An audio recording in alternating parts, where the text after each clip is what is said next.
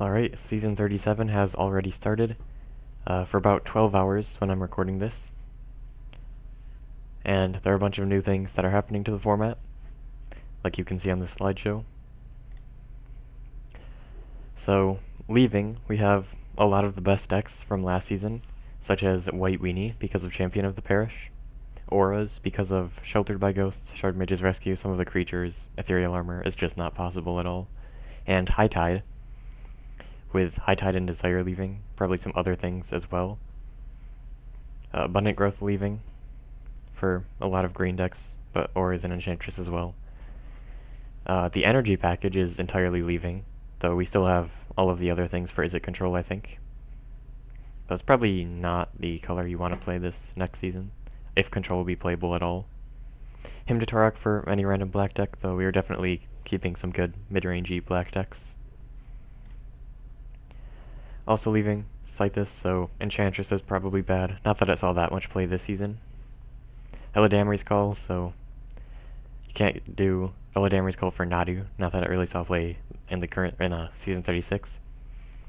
Bombardment would have been really interesting next season with some of the new cards, but we're not going to get it. So that deck's just dead, Aristocrats. Now Wild Growth could have been interesting with some of the stuff we were getting, but it is green, so yeah. Smuggler's Copter for random aggro decks, leaving as well. Goblin Engineer for Goblin Engineer decks. Profane Tutor for any combo deck. I'm not sure how much Living Death would have wanted it. Maybe it would have been good there. Iona for Solar Flare decks with gifts, which is pretty relevant this season, I think, because we do have Animate Dead, so it can't really be your backup for World Gorger Dragon anymore. Condemn for Azorius Control. So Azorius Control, or White in general, is having no good removal spells next season. We also just don't have that good of counter spells.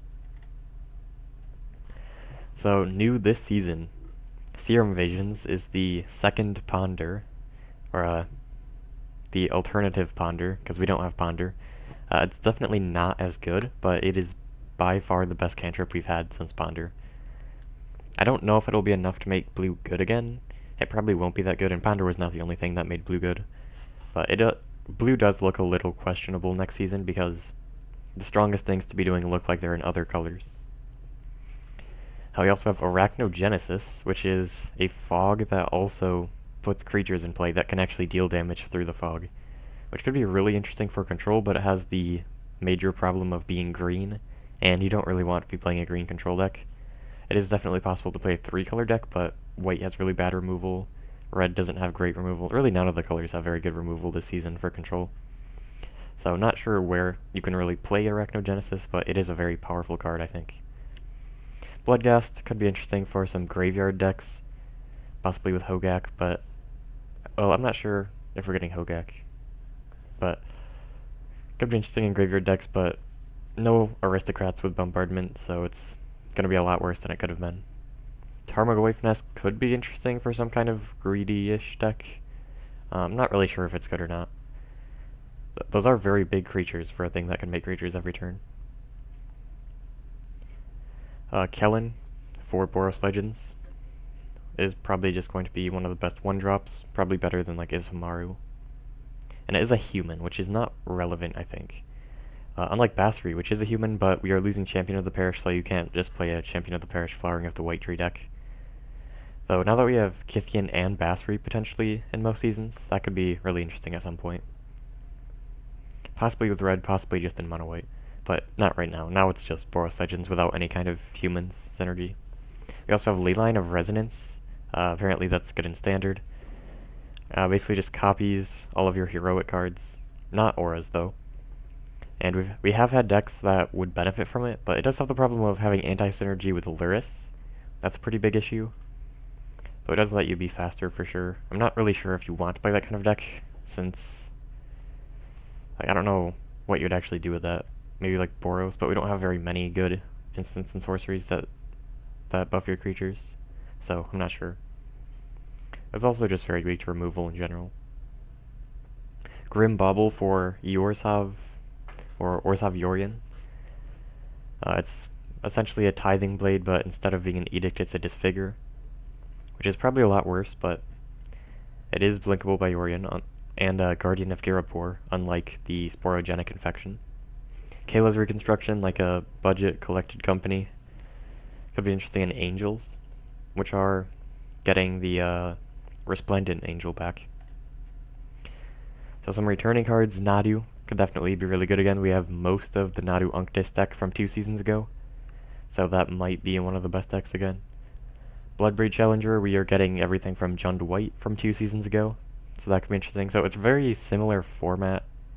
Like, we're getting a lot of the best decks from season 35 back, so it could be very similar to that season.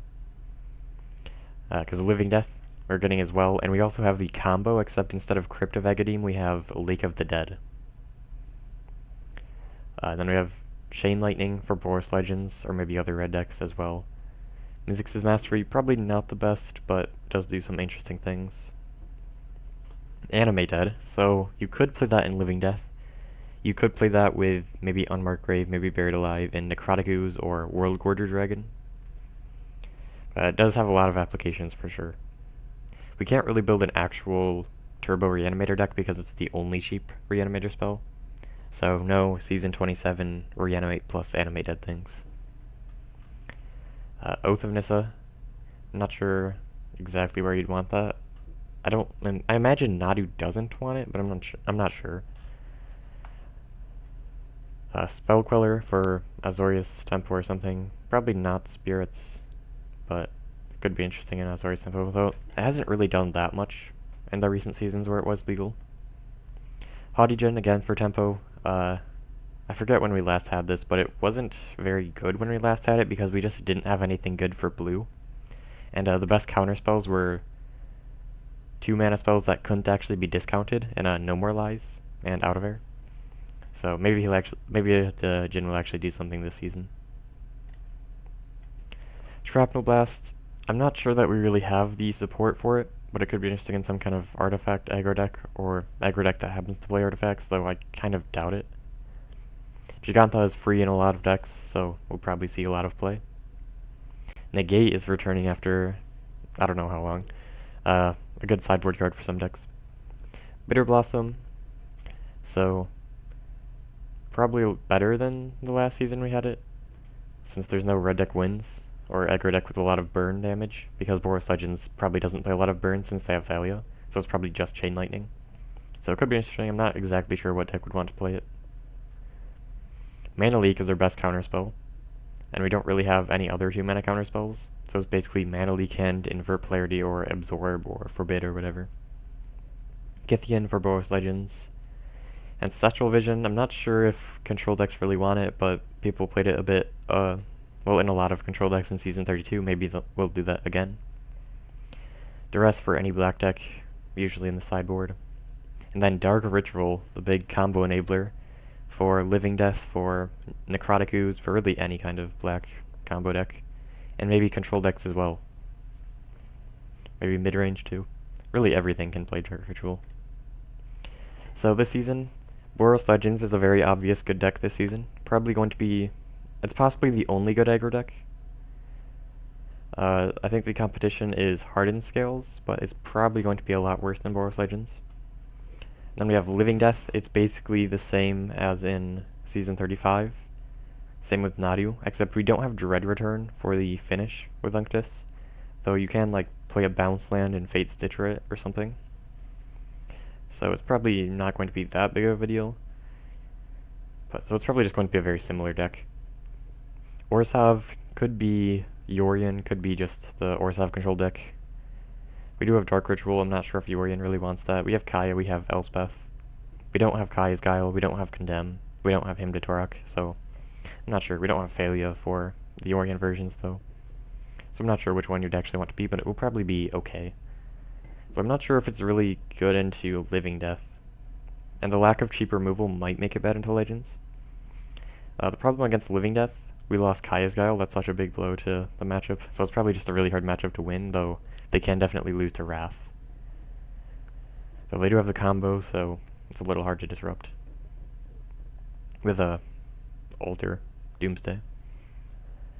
And then World Gorger Dragon or other Reanimator with Animate Dead. Also Necrotic Ooze. So you could play, like, 4 Animate Dead, 4 Unmarked Grave, 1 World Gorger Dragon in a different deck and just have it as your plan B. That could be interesting. Could just play World Gorger in Necrotic Ooze, though you probably don't have payoffs for Infinite Blinks. And you probably don't want Unmarked Grave in that deck. But Jund White, basically the same as Season 35. So it is looking like it's going to be a very similar season to 35. I don't remember what the aggro decks looked like. Was Boros Legends good? I don't know. But it's probably just going to be very similar to that season. But we do have some differences, like Animate Dead. Even the counter spells are the same. Mana Leak is the only good 2-mana counter. So yeah, that's my projection for this season. As I said at the start of this video, it has already started about 12 hours ago. I don't think anyone has been playing super serious decks. At the start of the season, people usually play janky decks. There hasn't been a tournament yet. So I look forward to seeing you in the kickoff.